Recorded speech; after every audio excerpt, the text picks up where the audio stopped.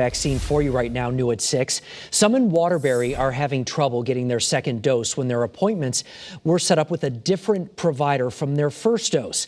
Channel 3 Waterbury Bureau Chief Dennis Valera explains it's all about supply and demand. This week, several were scheduled to get their second dose of the vaccine here at Waterbury Health's vaccine clinic at Post University. But over the weekend, Waterbury Health informed them they would be turned away because they got their first dose with a different provider.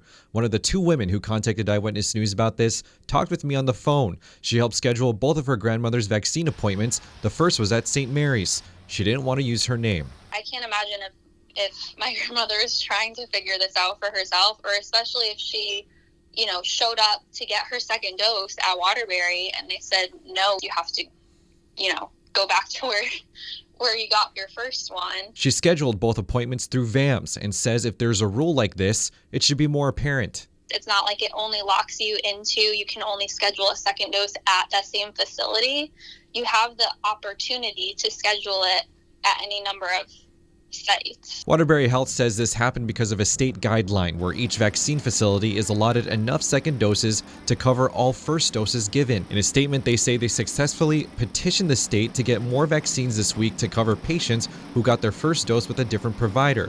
But it also said, state officials have indicated to us that the state continues to uphold its policy that all second doses need to be completed at the same facility as the first dose. In a statement, the state says they work to redistribute vaccines from providers who aren't using their full allotment to others who need more. Both women who reached out to Eyewitness News with this issue eventually were able to schedule their second dose appointment with St. Mary's through VAMS.